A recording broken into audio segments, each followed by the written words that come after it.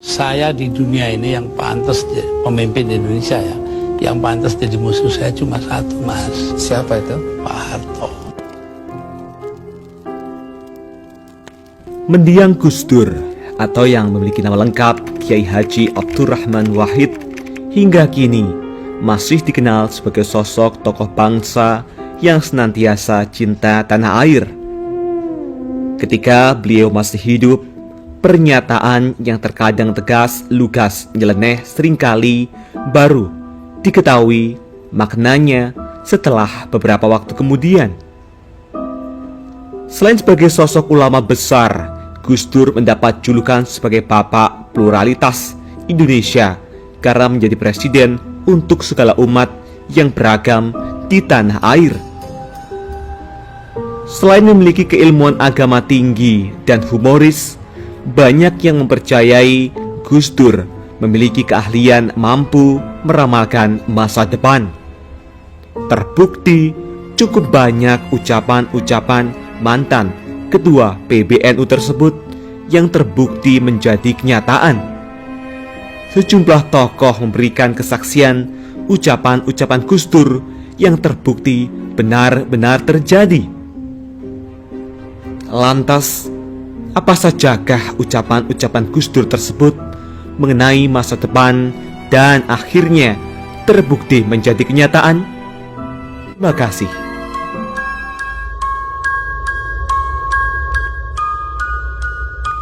Kiai Haji Abdurrahman Wahid alias Gus Dur memang sudah meninggal dunia sejak 30 Desember 2009 silam. Namun, nama mantan Presiden Republik Indonesia tersebut masih terus dikenang rakyat Indonesia sampai sekarang. Meskipun telah lama tiada, bukan berarti jasa-jasanya begitu saja dilupakan. Selain jabatan formal, Gus Dur telah menghasilkan banyak tulisan berupa artikel ataupun opini yang dimuat sejumlah media tanah air maupun mancanegara. Gus Dur memiliki keilmuan agama tinggi dan humoris. Banyak yang mempercayai Gus Dur memiliki keahlian mampu meramalkan masa depan. Terbukti cukup banyak ucapan-ucapan mantan ketua PBNU tersebut yang terbukti menjadi sebuah kenyataan. Penangkapan pejabat Kementerian Sosial beberapa waktu silam misalnya mengingatkan publik dengan pernyataan mendiang Presiden keempat RI Abdurrahman Wahid. Setelah membubarkan Departemen Sosial saat menjadi presiden, Gus Dur ini pernah berujar bahwa lembaga yang dahulunya bernama Departemen Sosial adalah sarang koruptor. Tak itu saja, sejumlah tokoh memberikan kesaksian ucapan-ucapan Gus Dur yang terbukti benar-benar terjadi.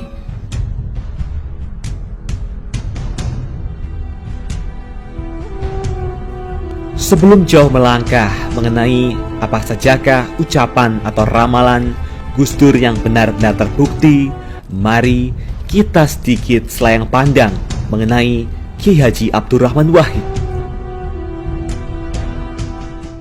Dr. H.C. Kiai Haji Abdurrahman Wahid lahir dengan nama Abdurrahman Ad-Dakhil September 1940 dan meninggal dunia 30 Desember 2009 atau yang akrab disapa Gus Dur.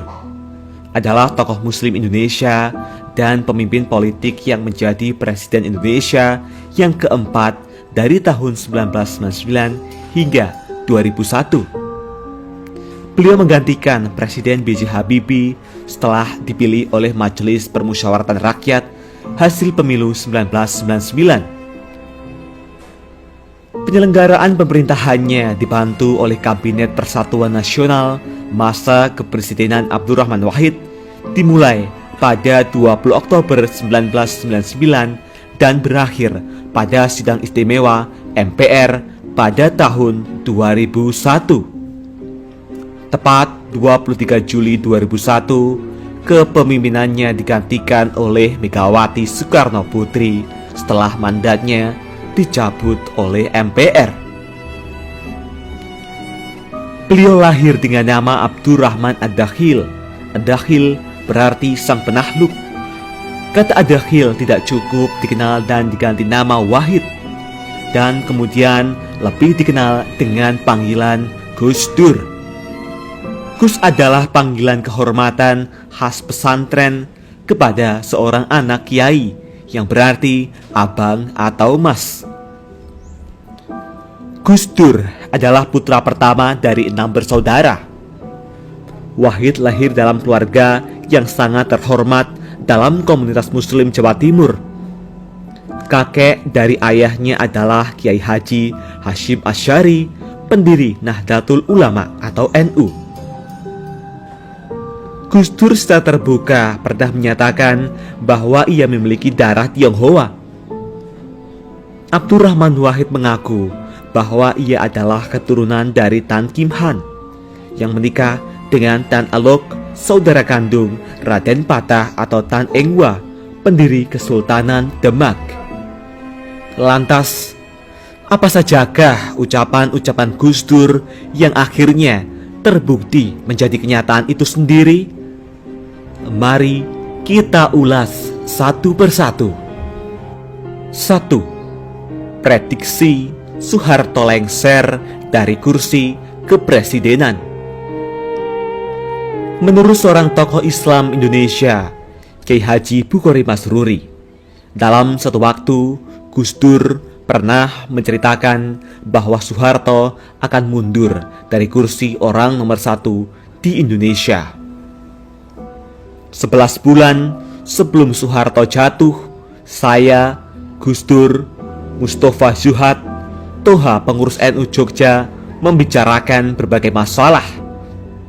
Tetapi tiba-tiba Gus Dur bilang dalam bahasa Jawa, "Wes rasah kerebuk kuwi, Pak Harto sedelo meneh jatuh," ujar Bukhari. Artinya, sudah, tak usah bicara itu. Sebentar lagi Pak Harto jatuh. Bukhari melanjutkan, ia tak percaya dengan omongan Gus Dur karena saat itu Soeharto telah diangkat menjadi Jenderal Bintang 5 dan didukung kekuatan bersenjata, politik, serta ekonomi publik. Tetapi kenyataannya benar-benar memihak Gus Dur. 11 bulan kemudian, Soeharto benar-benar lengser.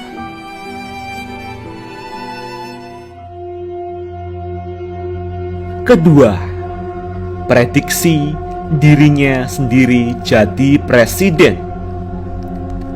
Menteri Koordinator Bidang Kemaritiman Luhut Binsar Panjaitan pun juga menceritakan kisah menariknya dengan Gus Dur. Suatu ketika, Luhut bertemu dengan Gus Dur dan mengatakan jika Luhut tak perlu berangkat jadi duta besar karena sebentar lagi Gus Dur akan jadi presiden. "Ini kiai saya ada 9, ada yang dari Lampung. Saya dapat bisikan kalau saya jadi presiden," ujar Luhut menirukan omongan Gus Dur. Luhut tak langsung mempercayai celotehan Gus Dur dan tetap terbang menjadi duta besar. Namun, beberapa bulan kemudian, Luhut kaget melihat nama Gus Dur berada di antara kandidat calon presiden di pemilu 1999. Walhasil, akhirnya Gus Dur benar-benar terpilih sebagai presiden pada tahun 1999.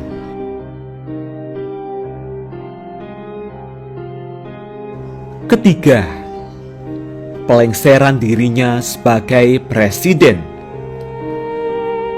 Ketika ditanya dalam sebuah acara stasiun televisi, siapa yang harus bertanggung jawab atas pelengseran dirinya sebagai presiden?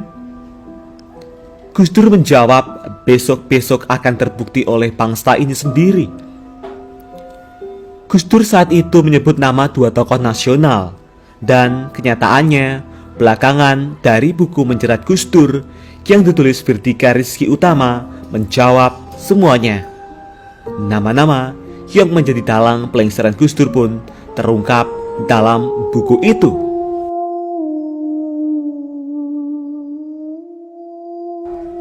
Keempat, prediksi Kiai Said Akhil menjadi Ketua Umum PBNU. Pada suatu kesempatan, Gus Dur meminta Kiai Said Akhil, Ketua Umum PBNU setelah 55 tahun, menyiapkan roti dan air putih untuk sarapan. Setelah itu, ia meminta Kiai Said membacakan kitab Ihya Ulumuddin. Baru 2 paragraf, Gus Dur sudah menengkur, tertidur. Setelah 5 menit kemudian, ia terbangun lalu berkata kepada Kiai Said, "Sampean nanti akan menjadi ketua PBNU setelah umur 55 tahun, ujar Gus Dur. Ramalan Gus Dur menjadi kenyataan. Said Akhil terpilih pada Muktamar ke-32 NU di Makassar pada usia 56 tahun. Cerita tersebut disampaikan sendiri oleh Said Akhil saat acara tasyakuran sukses Muktamar di PPGP Ansor.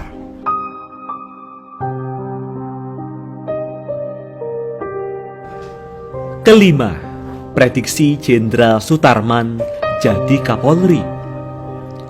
Selanjutnya adalah pengakuan dari Jenderal Sutarman saat haul Gus Dur keempat di Cianjur. Sutarman adalah ajudan Gus Dur saat beliau menjadi presiden. Beliau mengucapkan, "Pak Tarman nanti akan jadi Kapolda Metro, nanti lalu jadi Kapolri."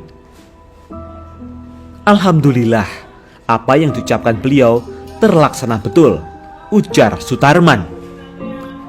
Karena merasa Gus Dur memang ahli menghibur orang, Sutarman waktu itu hanya tertawa mendengar perkataan Gus Dur.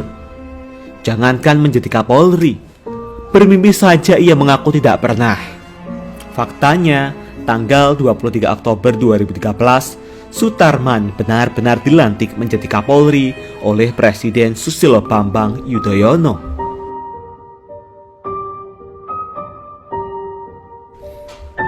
Keenam, prediksi Jokowi jadi presiden.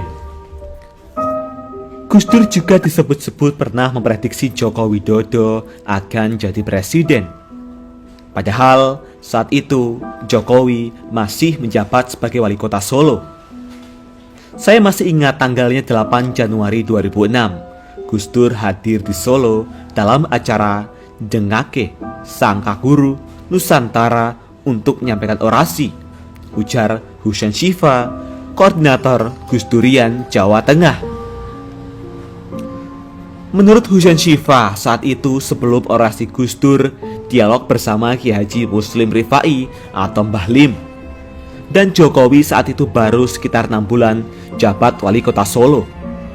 Kemudian tambah Husain, Mbah Lim bertanya sambil bercanda soal Gus Dur yang menjadi presiden lagi. Mboten ngaten, tidak begitu, Mbah.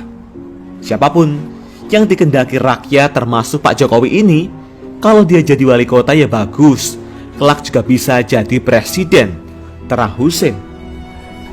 Sementara Jokowi hanya senyum-senyum menanggapinya. Terbukti sekarang Jokowi sudah jadi presiden dan bahkan sudah memasuki periode kedua.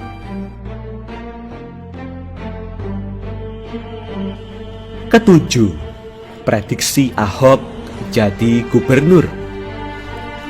Gus Dur juga pernah meramalkan jika Basuki Cahayapurnama atau Ahok akan menjadi gubernur.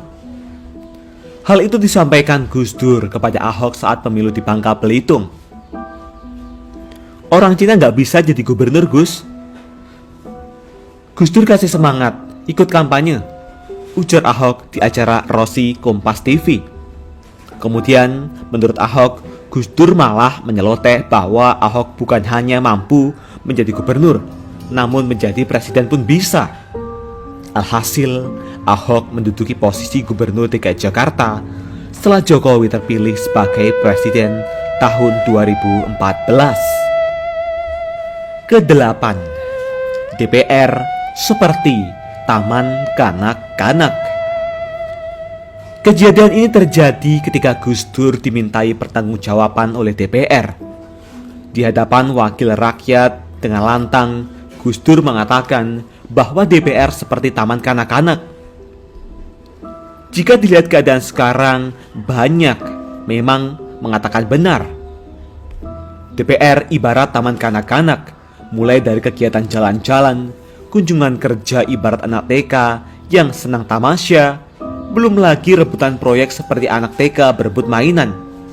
Walau saat itu banyak anggota DPR yang tersindir, namun banyak pula yang setuju dengan celotehan Gus Dur.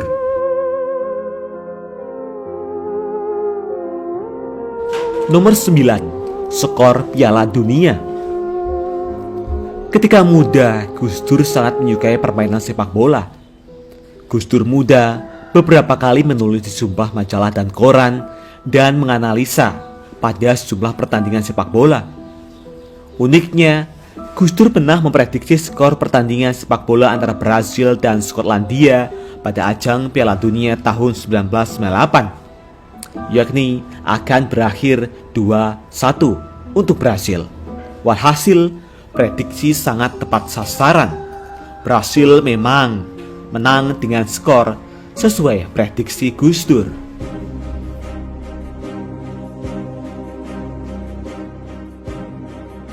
Nomor 10. Prediksi kematiannya sendiri.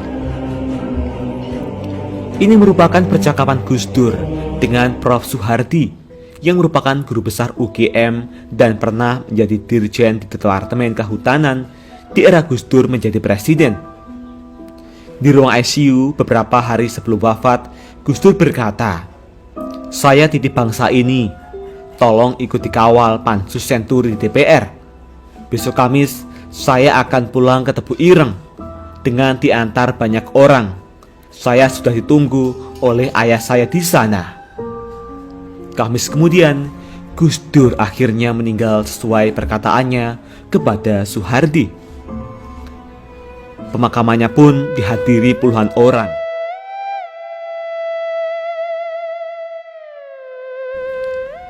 Itulah tadi 10 ucapan-ucapan Gus Dur yang akhirnya terbukti menjadi kenyataan. Sewajarnya kita selalu mengenang jasa-jasa beliau bagi bangsa ini, sembari mendoakan semoga beliau mendapatkan tempat terbaik di sisi Allah, Tuhan Yang Maha Esa. Bagaimana tanggapan Anda semua mengenai ucapan-ucapan Gus Dur yang benar-benar terbukti itu? Apakah Anda percaya? Tulis tanggapan Anda di kolom komentar. Jangan lupa like, subscribe, bagikan video ini. Semoga bermanfaat. Dan nantikan video terbaru selanjutnya hanya di Alikul Channel. Terima kasih.